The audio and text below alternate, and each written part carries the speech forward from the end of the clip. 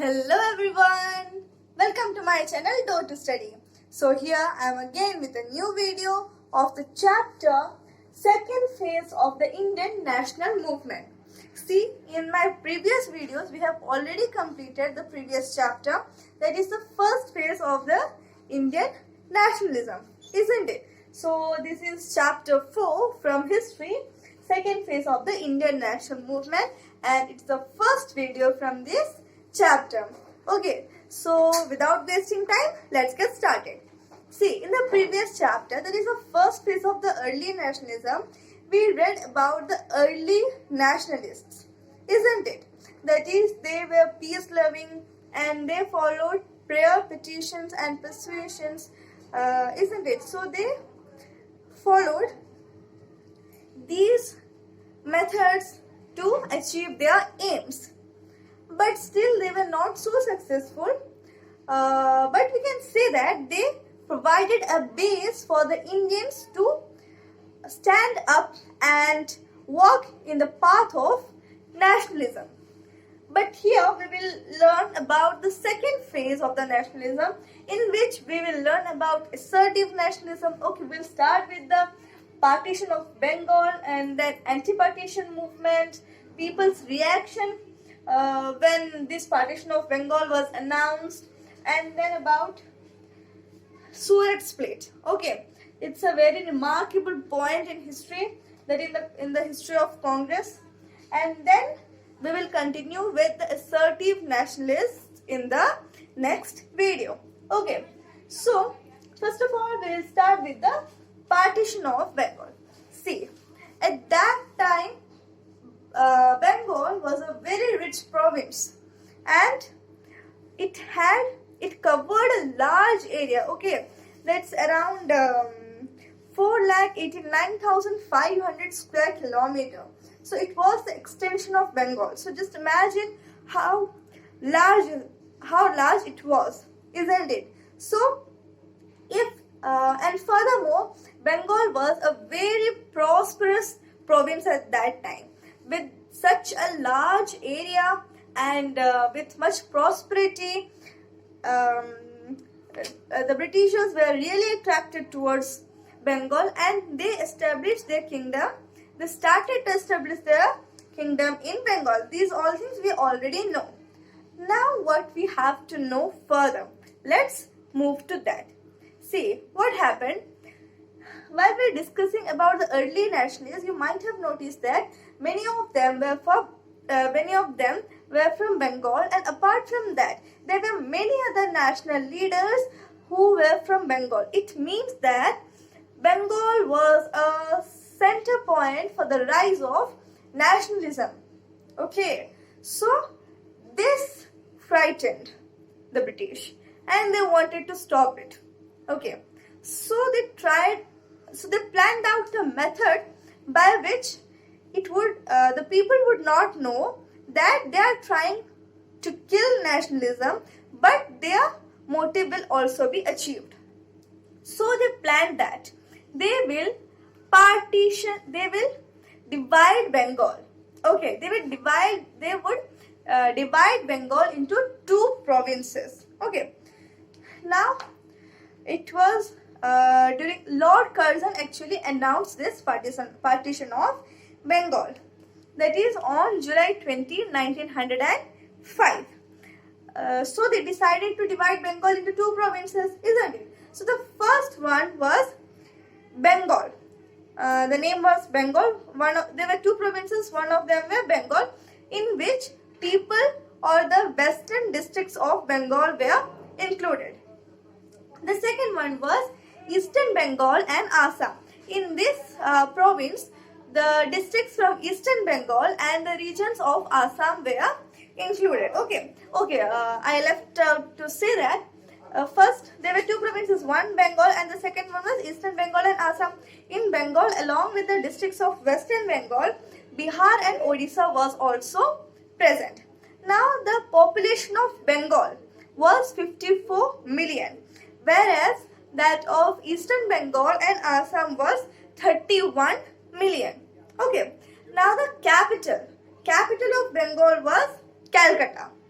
whereas the capital of Eastern Bengal and Assam was Dhaka.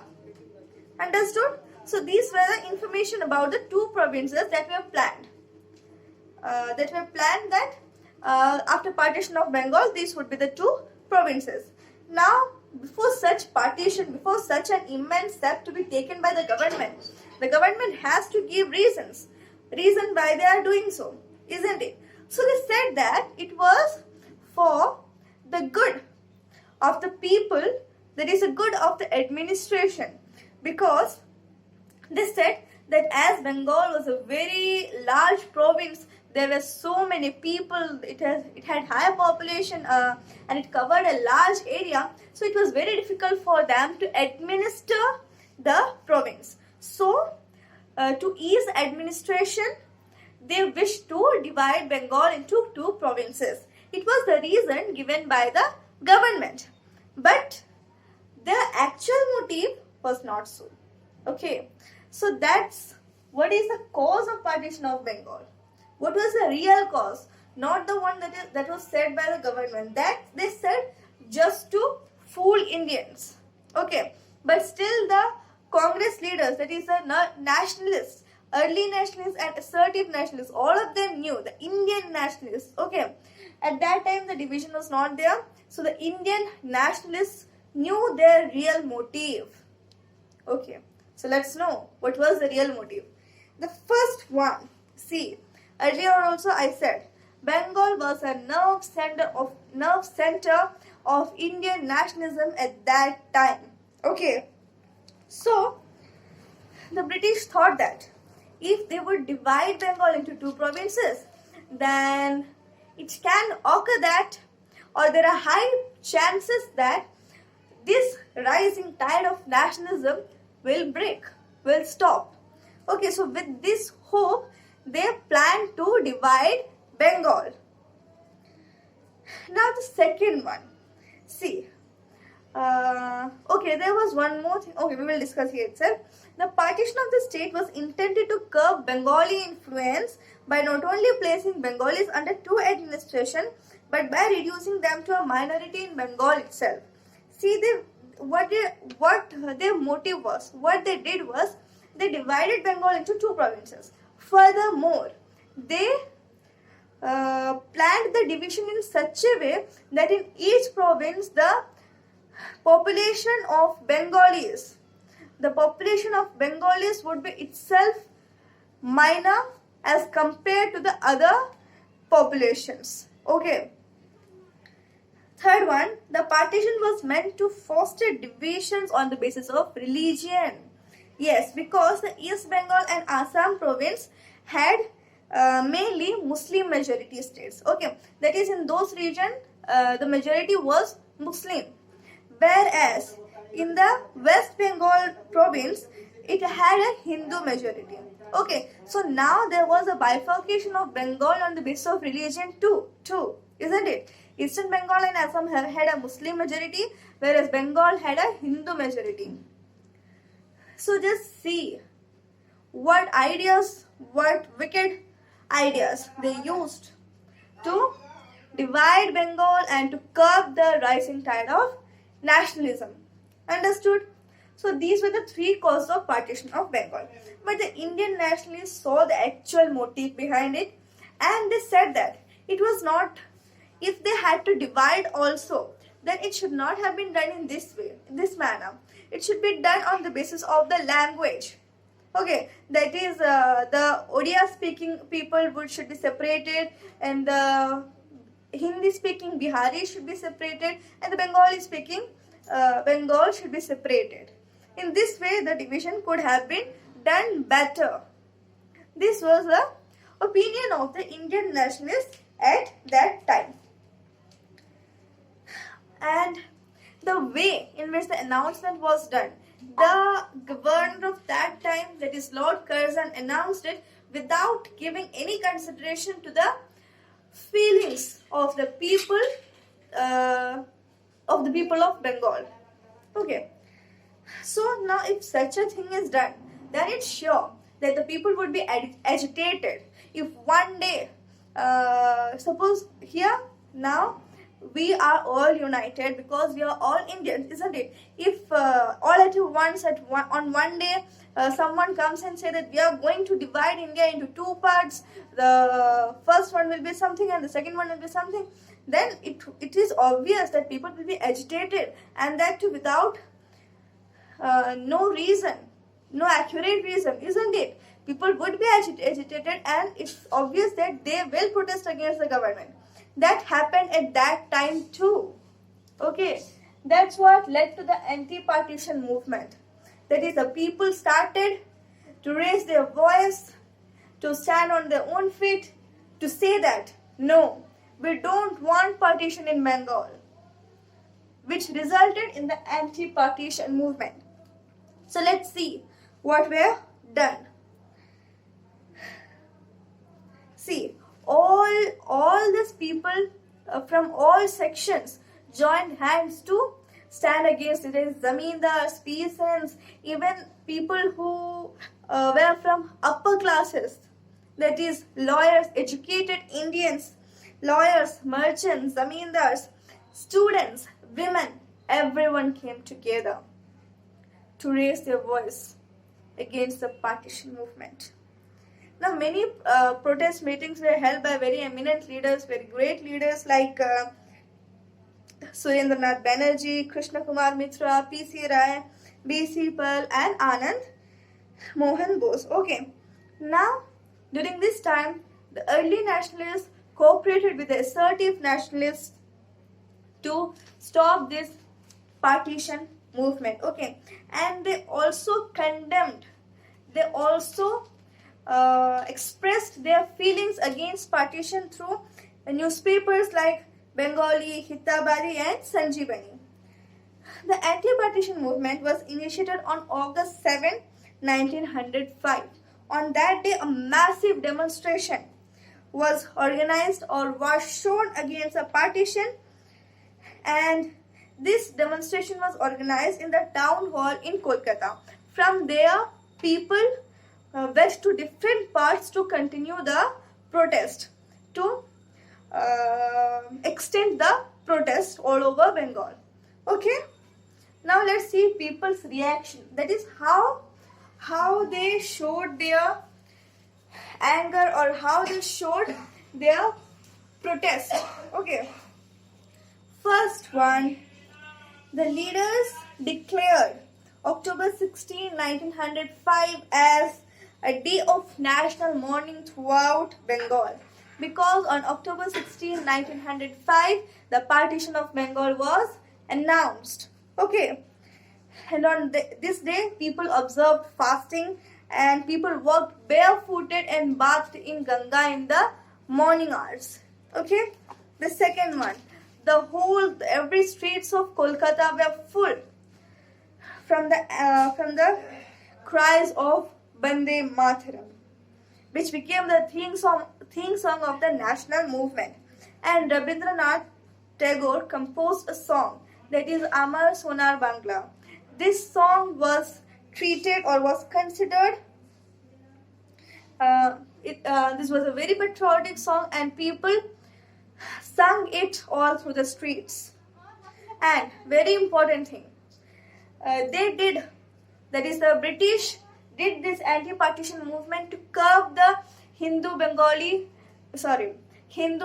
unity, but to show that we will never or we cannot be separated by just a partition, that is by just the partition of Bengal. To show this, the Hindus and Muslims tied rakhis on each other's wrist. Okay, that is to show we are united, we were united, we are united, and we will be united.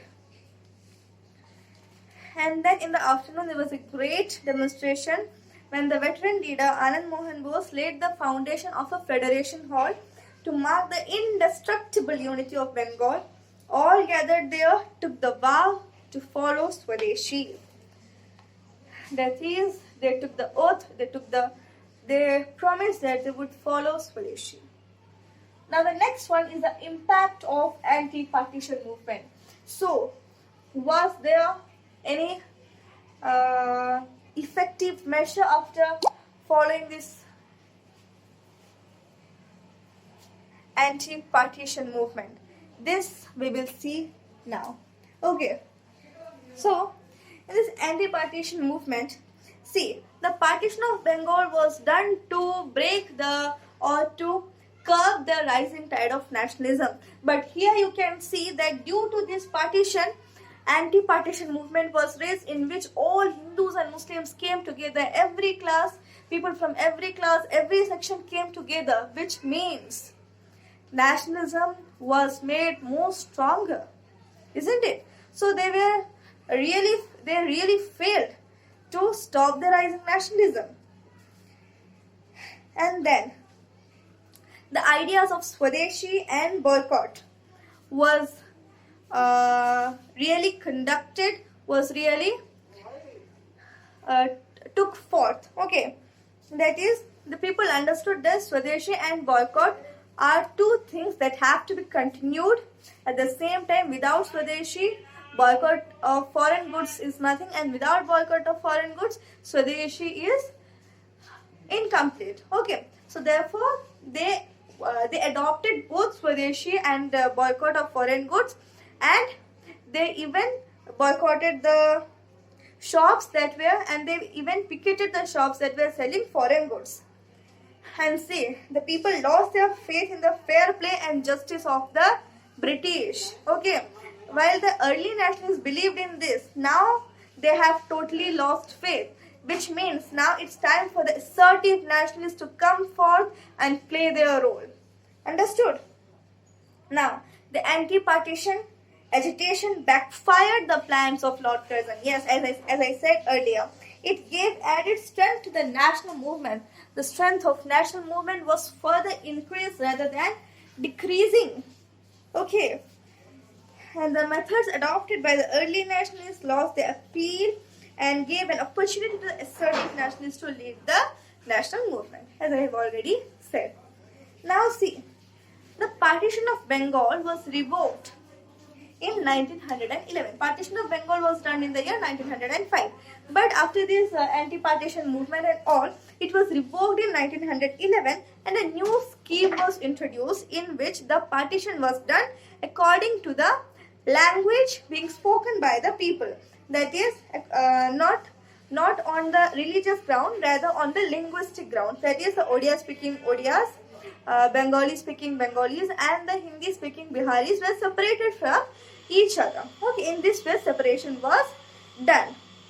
And earlier the capital of British India was Kolkata, but now it was shifted to Delhi in 1911. Okay, so here we come to the end of this video. And yes, in the beginning I said about the Surat split of 1907, but I feel that it would be more significant if I include it in the next video, because at that time we can relate it with the aggressive nationalists and or assertive nationalists, and it would be better to continue in that video. Okay, till the next time we meet, bye bye and study well.